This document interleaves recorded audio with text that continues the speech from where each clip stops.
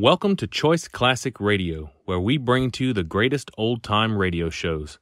Like us on Facebook, subscribe to us on YouTube, and thank you for donating at choiceclassicradio.com.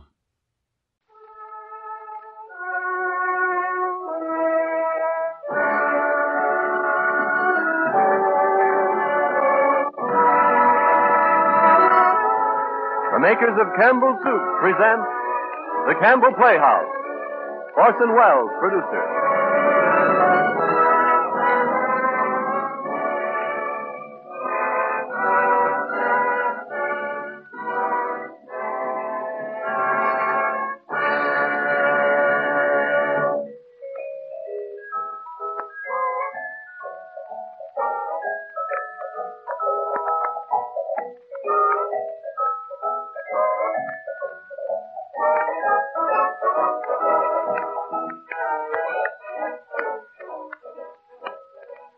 Good evening, this is Orson Welles.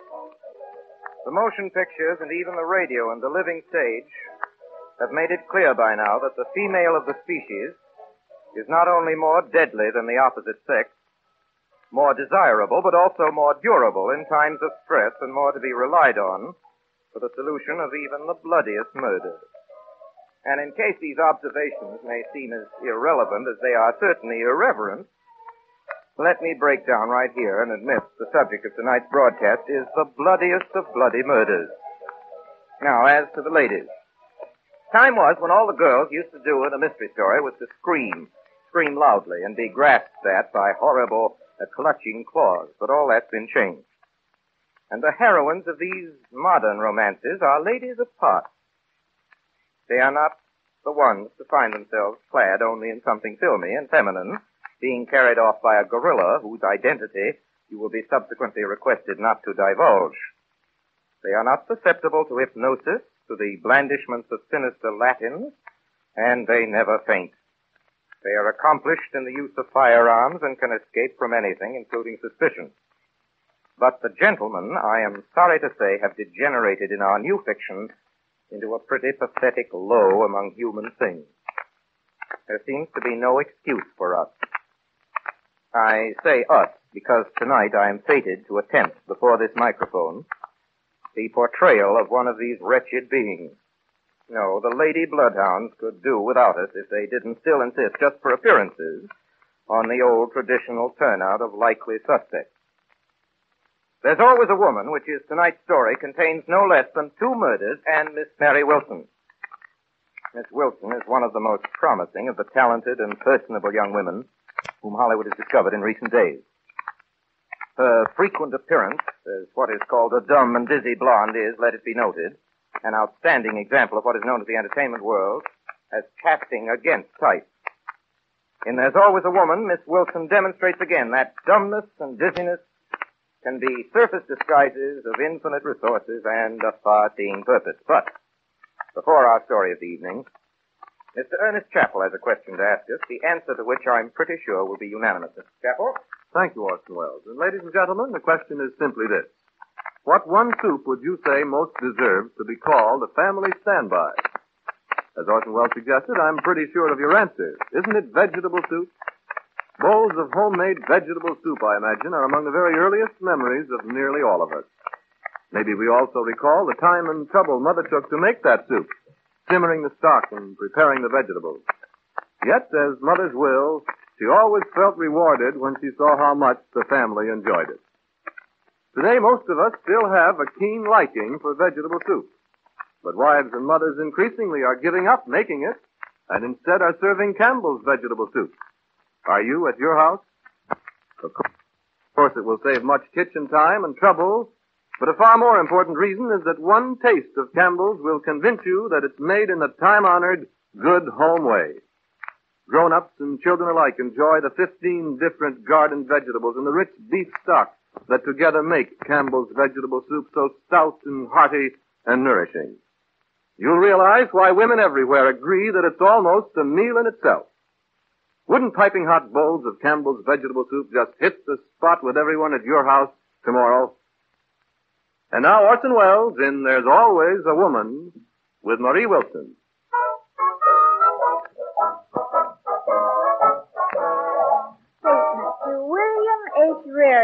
for 3 months' rent. Due $375. Unless this bill is paid in on before the 1st, the undersigned reserve the right to re-rent the premises. Signed, Frank F. Carter.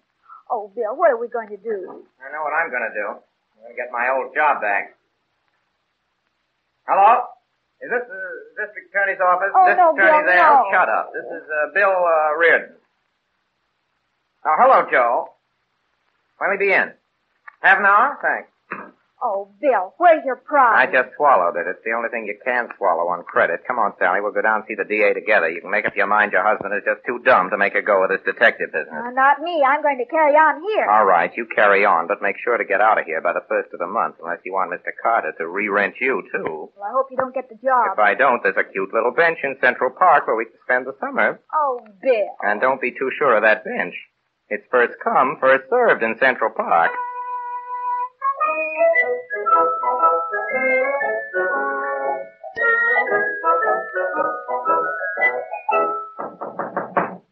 Come in. Pardon me, is Mr. Reardon in? No.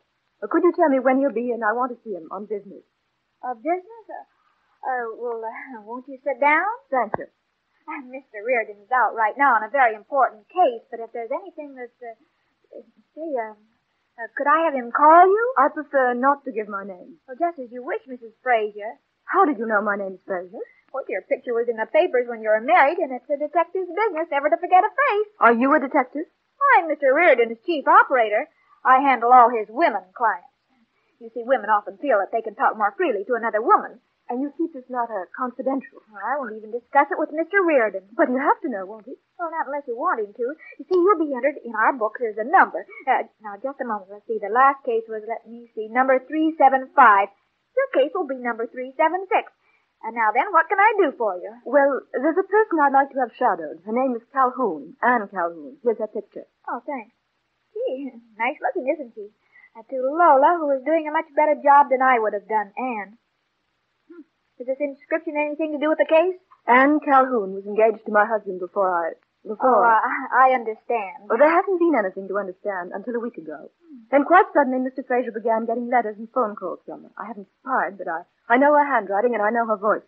There's something going on between them, and you've got to find out. If I don't solve it by the 1st of the month, Mrs. Fraser, I'll retire from business. I'll just leave this office. By the way, if you want to get a good look at her, at Miss Calhoun, she and my husband and I and Jerry Marlowe are dropping in at the Skyline Club tonight. Skyline Club? Well, I'll be there. Now, I dare say you want some advance money for expenses. I dare say. I don't know what your rates are, miss, but how would $300 do? $300? Why? I'm sorry. It's all I happen to have with me. Of course, if you insist. Oh, no, that's all right. Of course, it's less than our usual rates, but I'm delighted to make the exception. Oh, thank you, Miss. Operator 7. Just call me that. Goodbye, 376. Reardon Detective Agency, Operator 7. Who's that?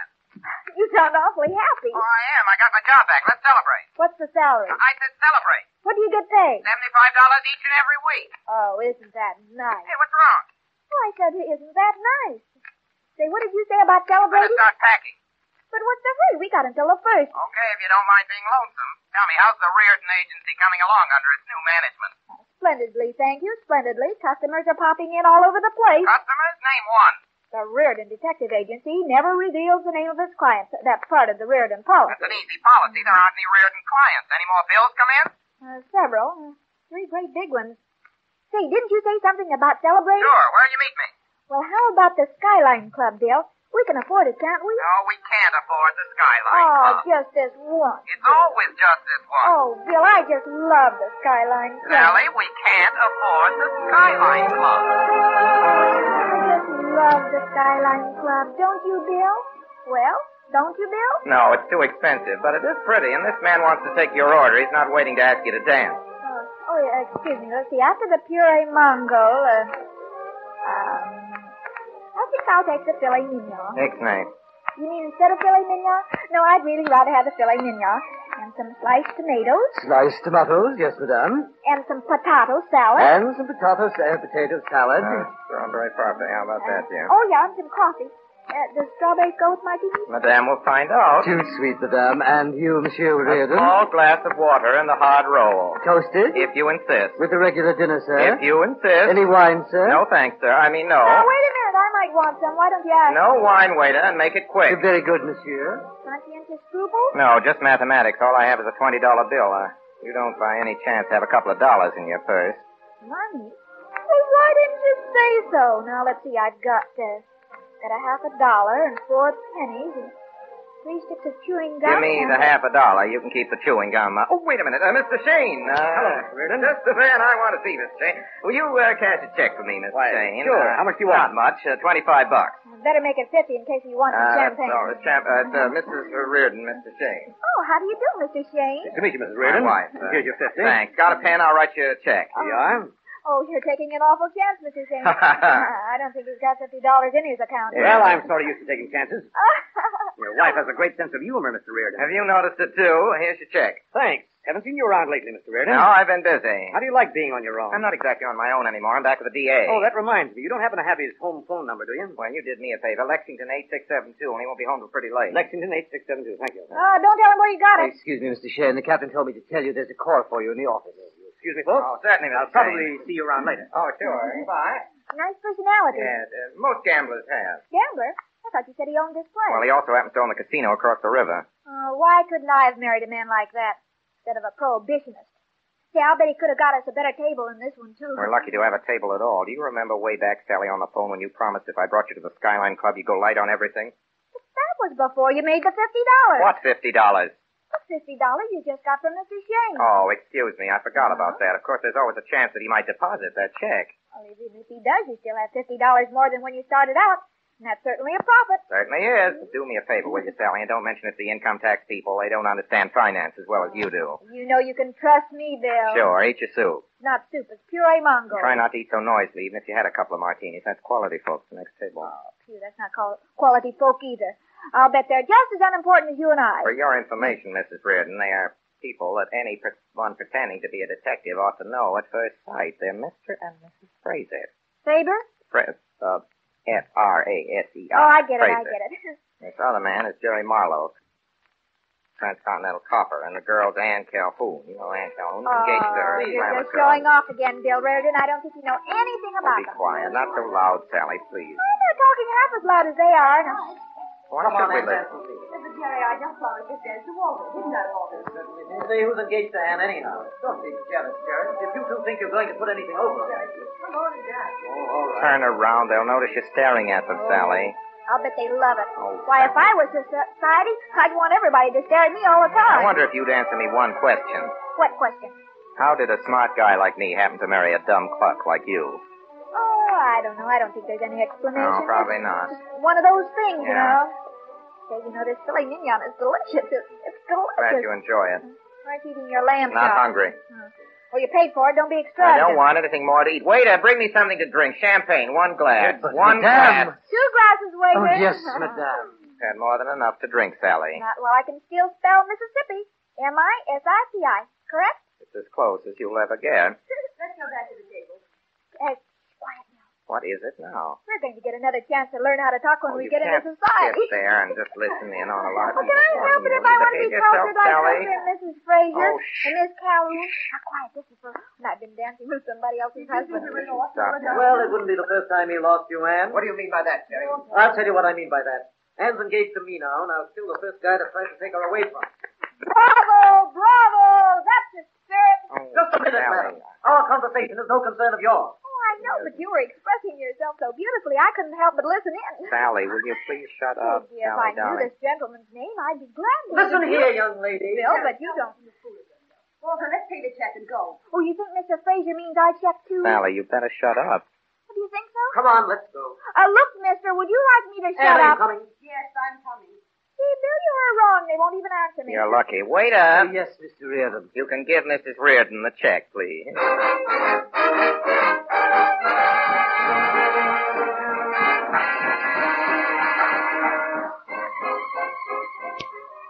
Hello?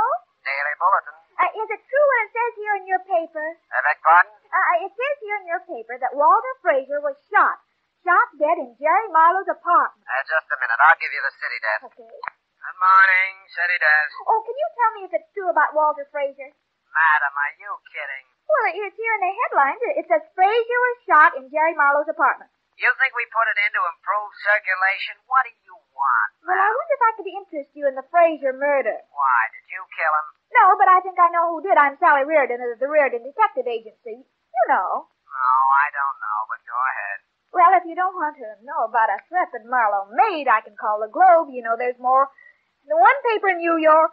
Yes, okay. We'll send somebody over. What's the address?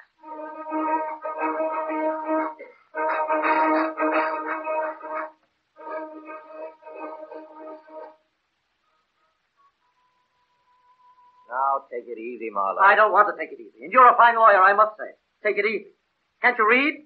Marlowe guilty, says blonde investigator. Why should I hire anybody who says that? To make us stop saying That's that. bribery, Mr. Kettling. I don't want any part of it. You made the threat, didn't you? Yes, I made the threat, but I didn't kill him. That's important, too. Not as important as you think. The important thing is to make sure you're not convicted. Mrs. Reardon is here, Mr. Kettling. Good. Send her right in. And you be nice to her, Jerry. To a night where I'd like to kill her. You keep on talking about liking to kill people, and you'll be a suspect in every murder trial in New York. This way, Mrs. Reardon. Oh, how do you do, Mrs. Reardon? Oh, are you Mr. Kettling? You know Mr. Marlowe, don't you? Oh, well, we met last night, didn't How do we? you do? I mean, well, maybe we didn't meet, but we spoke. Mrs. Reardon, I've explained to Mr. Marlowe that you've agreed to do some investigating for us. Well, you understand, Mr. Marlowe, we're very busy down at the office just now, but this was such an interesting case, I felt I couldn't afford to turn it down. That's very generous of you, Mrs. Reardon. Don't you think so, Jerry? Yes, very generous, very generous. Yes, Mr. Ketterling and I agreed upon $200 a week in expenses, didn't we, Mr. Ketterling? That's right, and here's your check, Mrs. Wait a Reardon. minute. Mrs. Reardon, how are you going to fix that newspaper story? Oh, that. Excuse me for waving this check in your face, Mr. Marlowe, but I want the ink to dry. Hello? Daily Bulletin. Give me the city desk. City desk, good morning. Hello, this is Mrs. Reardon. Uh-huh. I've got a new story for you. Got your pencil ready? Ready? All right. A Marlowe innocent, says blonde investigator. Make up your mind, lady. Well, I know I said he was guilty, but just this minute I picked up some new evidence. I hope it doesn't bounce.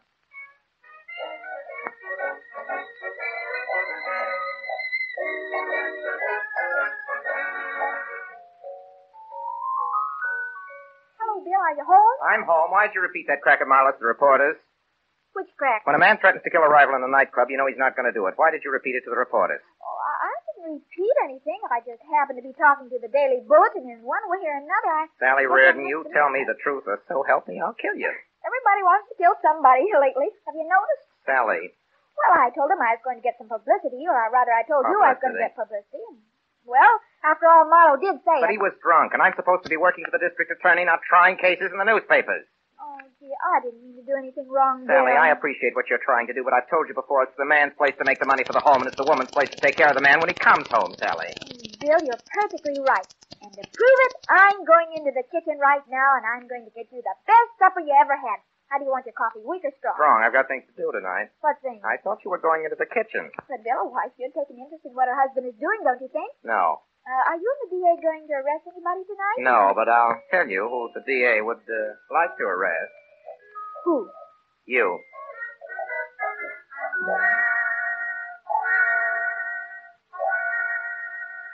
Mr. Marlowe, you're not going to get anywhere by trying to oppose us. What the DA wants is the truth. If you're smart, you'll cooperate with us. You'll all cooperate with us. Good morning, Mr. Reardon. Mrs. Fraser, you know District Attorney, Mr. Evans, I think. How do you do, Mrs. Fraser? We're sorry, of course, to trouble you at a time like this, but it can't be I helped. can do it. Oh, yeah. We want to know exactly where in this apartment each person was when the shot was fired. How about you, Miss Calhoun? I was in the kitchen mixing a drink. And? Where was Mr. Fraser? I don't know. I'm sure he was in the living Is room. it true that you were once engaged to Mr. Fraser, Miss Calhoun? Yes, I was. And now you're engaged to Mr. Marlowe? Yes, I am. And what of it? Nothing, Mr. Marlowe. They may have to dig into some of these relationships. You're just trying to make a that's lot of all. talk. That'll do you. Where were you, Mrs. Fraser, when the shot was fired? I was in the library. I was reaching for the phone. Where were you, Marlowe? To tell the truth, I'd had a couple of drinks. I couldn't swear where I was. Why, Jerry, you were in the kitchen with me. But, Jerry, I thought... Yes, Mrs. Fraser? Oh, nothing. You were about to say something. Jerry had just walked me through the living room to show me where the phone was. The shot came almost immediately, and I didn't think he had time to get back to the kitchen. He had just come back when the shot was fired. Well, what about it, Marlowe? I told you I don't remember. Nobody seems to remember much anything about this affair. beg your pardon, What is it, Mr. officer? Reardon. Could you come out in the hall for a Sure, moment? I'll be right back. Excuse me, folks. Well, Fogarty, what is it? There's a crazy dame been trying to get in here. I told her she couldn't. She told me to memorize this message and to give it to you. Memorize it. Dearest darling, don't forget the butler, Sally. She said you were dearest darling, and you'd know who she was. I know who she was. No answer. Go back to your post. Hey, you there. Come back here. You the butler? Yes. What's your name? Gregson. Where were you last night, Gregson, when Mr. Fraser was murdered? Oh, I was asleep, sir. The shot waked me. I put on a bathrobe and I came down. How long have you worked for Mr. Marlowe? I engaged him in London 2 years ago. Nothing wrong with your memory now, Mr. Marlowe, is there? Well, you better start remembering some recent night. I want to take a look at your pantry, Gregson. Yes, sir. Come on. I'm in a search this apartment. We haven't been able to visit Gregson. Oh, I don't know, sir. You haven't seen it, have you? No, sir. Get away from that door. What are you trying to do? Conceal something in that icebox? No, I wasn't trying to conceal I'll take a anything. look anyway. That's all right. Wait a minute. That's a funny place for an ice cube tray. Well, I didn't have time to put it back in the right place. I'll just take a look at it. Well, what have you got to say now? Well, I didn't think I understand. It's not so hard to understand. There's a gun frozen into that tray, that's all. Oh, I never saw it before. What have you found? Nothing much, just this gun Where was it? in the ice cube tray. How do you account for that, Gregson? I don't know, sir. Ever handle a gun? No, Here, sir. take hold of this gun of mine. Don't get scared. I'm taking the cartridges out. Yes, sir. You say you never shot a gun? No, sir. Well, here's your first lesson. Shoot this. Oh, no, sir. I couldn't. I wouldn't know how, Just sir. pull the trigger. Give me that gun. Yes, sir. You never shot a gun before. No, sir. You knew enough to release the safety catch before you pull the trigger. Fogarty, take him downtown. You can't do that. Marlowe. You were told to stay in the other room. Are you trying to hang this on Gregson? Want to go along, Mr. Marlowe? You bet I can. Fine. Maybe they can help you to remember down there where you were last Yes, night. and I warn you, if any attempt is made before the... Come on. Just a minute, Bill. Yeah? Whatever made you suspect the butler? Oh, just instinct. You know how it is. You get a hunch. Just one of those things.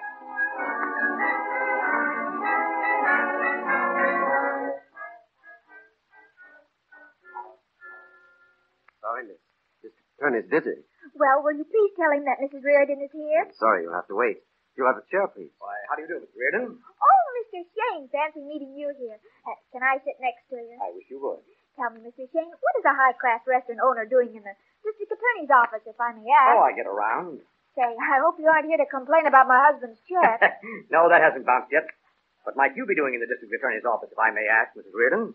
The new clues on the Fraser murder? How did you know? Oh, I've been following you. You've been following me. In the papers. Oh. As I understand it, you no longer think Jerry Marlowe is guilty. Oh, no. That first story I gave out was just a red herring. Suspect the butler? Oh, no, it's never the butler. When you've read as many... when you've handled as many detective cases as I have, you know it's never the butler. Oh, they always look guilty, but it turns out they never are. They found the gun on him. Oh, they always do. That's just to throw you off the track. Now, no, there's just one clue that may be worth... Mr. Shane, maybe you can help me. I'd appreciate the opportunity. Just what was in that envelope that Anne Calhoun gave you the other night? Envelope that Anne Calhoun gave me? The night I was in the Skyline Club with my husband. I don't know what you're talking about. Shane. Yeah, hello, Mr. Evans. Shane, I'm sorry, but I won't have time to see you. Well, I called you the other night. You said to be sure and drop in Yes, this I morning. know, but that was before this Fraser case turned up. Come in and see me next week sometime. All right, I'll call you when I'm ready for you. Okay. Goodbye, Mr. Reardon. Goodbye, Mr. Shane. Think it over. Oh, could I have a moment, please, Miss Evans? I must talk to you. I have some very important clues. I've been reading all about your clues. Oh, but this is a new one. Yes, tell them to your husband. Maybe he'll listen to you. Oh, no, you see, he isn't speaking to me these days. Yes, smart fellow, Reardon. You know, Mr. Evans, I think he's mixed up in this case. Who, your husband? No, Mr. Shane. As it happens, I was talking to Shane over the telephone just about the time the murder was committed. What do you think he was doing? Holding a receiver in one hand, a revolver in the other? Maybe it's a ventriloquist. Look, Mrs. Reardon, I have great sympathy with your husband. Greater now than with any man I have ever met. And if you don't stop butting into this case... trying to help serve the ends of justice. The ends of justice have gotten along very well now until without you. So will you please go away? All right.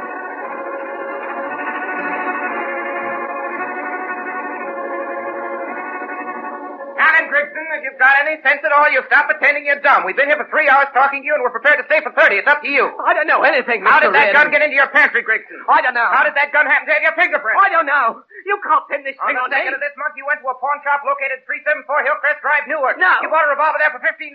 No, I The pawn didn't. brokers identified you from your photograph. I don't Before believe you it. bought the revolver, Gregson, you examined several rifles. No, I didn't. He tried to sell me I a thought rifle, you'd but... walk into that, Gregson. Well, I bought the gun for Mr. Marlowe. Marlowe sent you to a pawn shop. No. He gave me $20 to go and He buy gave you $20 to buy a gun, and you bought one for $15. Chiseled him out of $5. Well, I hid the gun for him Oh, to you did hide the gun. Oh, after I bought the gun, Mr. Marlowe kept it in a drawer in his room. About a week ago, the gun was missing. Did you speak to Marlowe about it? No, I didn't think it was any of my business. Go on. Well, when the shot was fired, I put on my bathrobe and I rushed down. Fraser's body was lying on the floor. A woman was screaming. Yes, Mr. tell Marlowe. us about that. Tell us about Mr. Marlowe. Well, he was trying to quiet the ladies. Mrs. Fraser and Miss Calhoun. I saw a gun lying by the French window. The gun you bought at the pawn shop? Yes. I picked it up and I slipped it in the bathrobe and I hid it in the pantry. Marlowe told you to hide it. No. What did he say when you told him where it was? I didn't You tell him. expect us to believe that? I don't care what you believe. It's the truth. Mr. Marlowe, I read you the statement we got from Grigson. What have you got to say about it? All right. I did have Grigson buy a gun. What of it? The gun disappeared about a week The ago. gun just walked out of your desk. I don't know what happened to it. Did you ask Grigson about it? No. When I saw it was missing, I was glad. Why were you glad, Mr. Marlowe? I was afraid I might use it on Fraser. You bought it to use on Fraser, didn't you? Yes. Why? Because he was up to something with Anne. With Miss Calhoun, I mean. She's been worried to death about something, and she's been writing. How do you know she was writing to him? I was with him in his apartment one day when a maid brought his mail in. I know Anne's handwriting. He didn't open the letter. He just looked confused and slipped it into his pocket. Any idea what it was all about? No, she denied everything, and he lied. I was going crazy. I'd have killed him all right. I'm sorry I didn't. Cheer up, Marlowe. Maybe we can prove you did.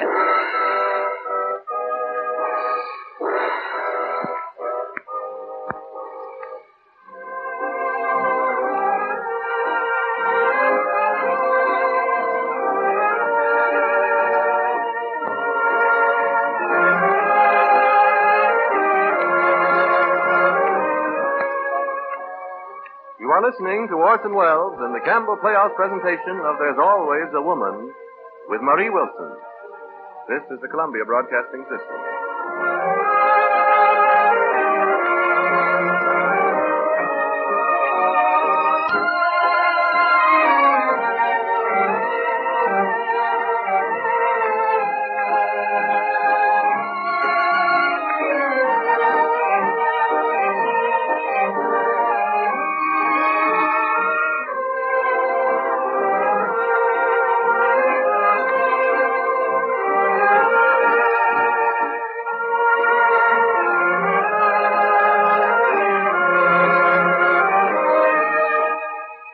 This is Ernest Chappell, ladies and gentlemen, welcoming you back to the Campbell Playhouse. In a moment, we shall resume our presentation of There's Always a Woman. But first, as we all realize, in a very few days now, the Christmas holidays will be upon us. And with the children home for vacation, we usher in the happiest and the busiest season of the year. Perhaps the busiest person of all in every home will be Mother. There'll be entertaining, dinners to be given, gay parties for the young people, possibly relatives staying over. And the task of planning, preparing, and carrying through this round of Yuletide activities will, of course, fall mainly upon Mother as the heart and center of the home. Among these tasks of hers, none will loom larger, probably, than the planning of meals. And so I'd like to remind every mother listening tonight of the part that well-chosen soups can play in holiday menus. Apart from the wholesome nourishment you know good soup provides for everyone, not forgetting the children, you'll be delighted to see how the serving of a tempting soup can dress up even your simplest meal. Give it a really festive touch. During the holidays just ahead, I'm sure you'll want to serve Campbell's soups often for their fine, home-like flavor and for the real help they can give you in meal planning these busy days. And now Orson Welles resumes our Campbell Playhouse presentation of There's Always a Woman with Marie Wilson. Thank you, Mr. Chappell, and we'll proceed in just a minute. But before we do, who killed Walter Fraser? Did you do it, Mr. Wells? Well, that isn't fair. I'm the detective, but you never know. How about Marie Wilson? Sally? Mr. Chappell, you're speaking of my wife, but she knows more than she's telling, or she's telling more than she knows.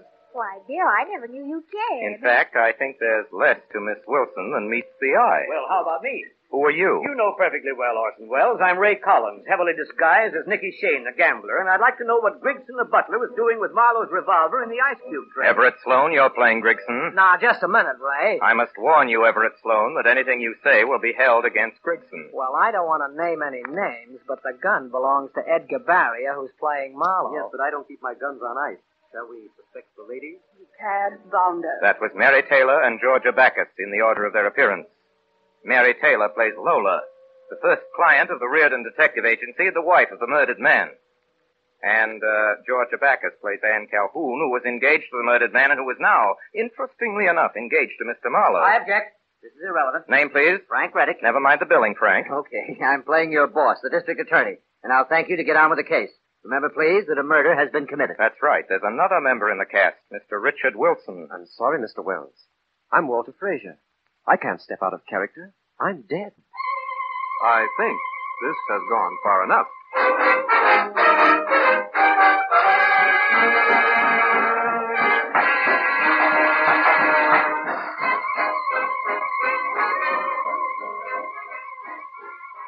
Hello? Mr. Ketterling, please. Oh, hello, Mr. Ketterling. Oh, I've marvelous news for you. Uh-huh. I tried to get you earlier, and then later I was out myself shopping. Uh-huh. I just got in this minute. Huh? The good news, well, it's not exactly good. I mean, well, it looks pretty bad for our client, poor Mr. Marlowe. Yes, but don't you worry. I have a plan if I can get rid of my husband. I'm starting out at 8 o'clock, and... No, I can't tell you yet. Well, because I'm not quite sure what the plan is.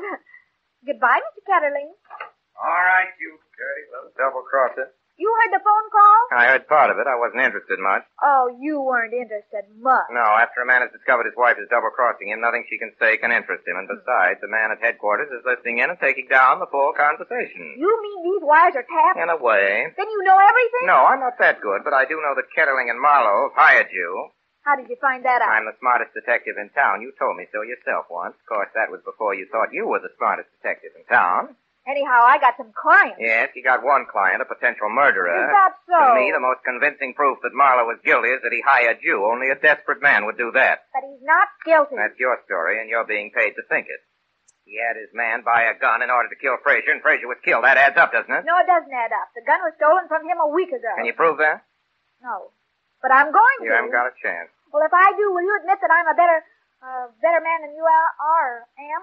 Well, anyway, just good. You bet. I know when I'm licked. Well, I must be running along. I suppose I ought to warn you that wherever you go tonight, you'll probably be shadowed by one of my men. Oh, that's not fair, Bill. All fair in love and war. Hey, this is war in a way, isn't it? But it's love, too, I guess, or I'd have divorced you long ago. So long, dear. Oh, so long. No, as a matter of fact, I'm going out, too.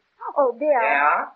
Doesn't this remind you of the Civil War stories, where the northern captain falls in love with the beautiful southern spy? A little. Oh, and when you get back home, if you're not too tired, dear, I wish you'd go through my dresser and look over my socks. I think some of them need mending. Oh, that's what I like about you, Bill. You're so romantic.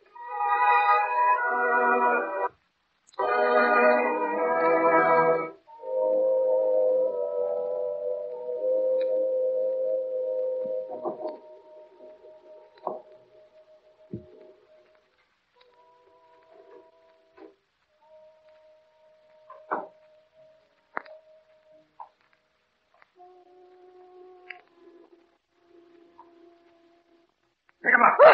One move and I'll fuck you. Diego, I didn't know anybody else was here. You'll never leave this room alive. I'm married to the greatest detective in the whole world, and he'll track you down to the ends of the earth. You don't mean Bill Reardon. Oh, Bill. Yeah, I'm never so glad to see anybody in my whole life. Lucky for you I was here. That fellow would have plugged you. Ooh, my legs are shaking. I was really scared. I'm glad you had that much sense. What are you doing here in Mrs. Fraser's apartment? Same thing you are, looking for clues. Sally, you're starting to get silly. Why don't you go home and mend those socks I told you about? Might as well do our searching together. If you find a clue, you tell me, and if I find a clue... I know. If you find a clue, you tell the newspapers. Well, why don't you answer? You're crazy. All right, I'll answer Hey, it. Hey, let go of my wrist. You nitwit. I think you would have answered it. Well, it might be a clue now. We'll never know who was calling. That's right. Now, whoever was calling thinks this apartment is empty. I've got a hunch that's why the call was made. I never thought of that, Bill. Sure. Now, from now on, every time I hear a phone ring, that's the first thing I'll suspect. You talk too much. Oh, this is Mrs. Fraser's dresser, all right. Look, Bill. This stocking's not any better than mine. Are you searching or are you sightseeing? Look at that perfume. Isn't it lovely? That's lovely. That's the kind she wears, all right. Wonder what it is. Embarrassment number 5. Oh, buy some for me for my birthday, would you, Bill? It's only $25 an Will ounce. you stop drenching yourself in that perfume, you little thief? All right. Hey, where are you going? Going back in the living room. Well, I'll stay here. I'm going to take a crack at that wall safe. I'll bet there's a lot of clues in it. Suit yourself. Take a crack at the wall safe. You never open it. 3, 6, 9, Never open a wall safe. 90, 100, 101, 2. Hey, what's that? The radio! Hey, well, turn it off, you idiot. Radio. Oh, I thought it was a wall safe. A radio. I almost feel sorry for Marlowe having to work for him. Well, anybody can make a mistake. Not as many mistakes as you make, I promise. He's trying to get in. Have that light quick. Come on.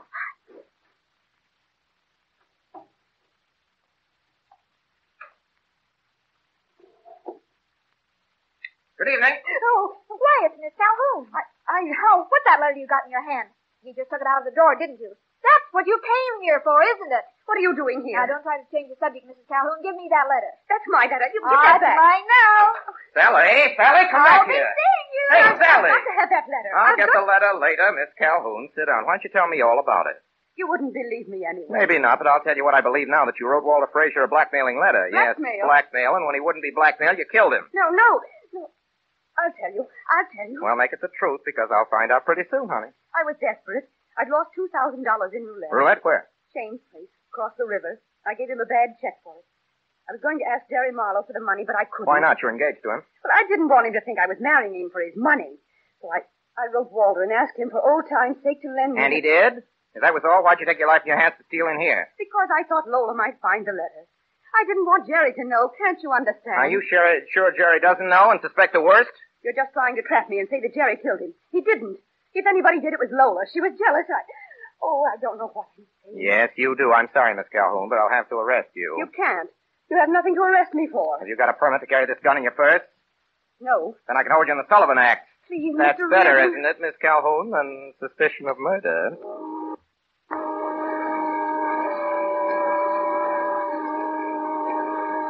Hello? Cartwright Apartment? Miss Lola Frazier, please. Just tell her operator number 7 is calling. Oh, hello. 376? I'd like to make an appointment to see you. Well, I've come across a letter that I feel sure will interest you. 9 o'clock is fine. At your apartment? Thank you. 376. I'll be there.